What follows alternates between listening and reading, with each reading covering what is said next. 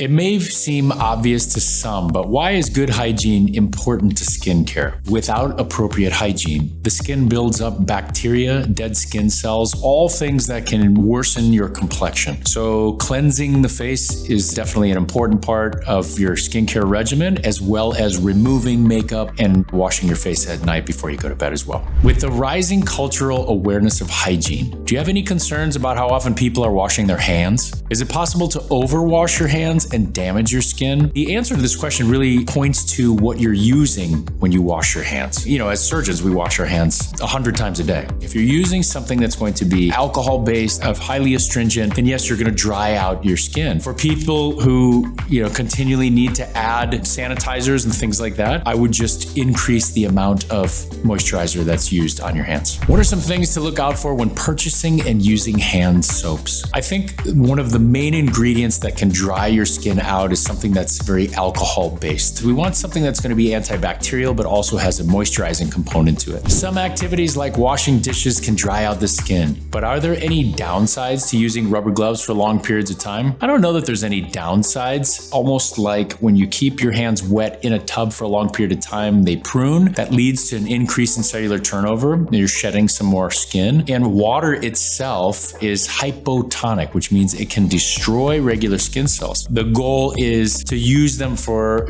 obviously an appropriate period of time, but you want to make sure that you moisturize your hands afterwards. What do people mean when they say your skin needs to breathe when wearing any type of accessory for long periods of time? Well, your skin does breathe. I mean, this is how oxygen consumption and the entire metabolism of oxygen can occur through your skin as well, along with the obvious of through the lungs. We want toxins, sweat, and everything else to have a chance to actually run off from the pores. If you're wearing something that's occlusive, it usually backs up particular pores and can lead to infection. According to data published by Adobe Analytics, online sales of hand sanitizers, gloves, masks, and antibacterial sprays have risen 817% since February of 2020. Do you have any concerns about how frequently some people are using hand sanitizers and antibacterial sprays? Why or why not? Our skin has an appropriate amount of bacteria that actually leads to protection. We have it in our gut, we have it all over our body. When we're using antibacterial soaps and hand sanitizers, many of them are very heavy in alcohol. That tends to destroy skin cells, dry out the skin, leading to crack and dried hands. If you are appropriately moisturizing afterwards, it won't affect you as much. If not, you will end up aging your hands faster. Do you believe it's better to use hand sanitizers mixed with ingredients like aloe over plain rubbing alcohol when looking to reduce dry skin? Definitely. We would like to use natural oils, aloe, things like that to help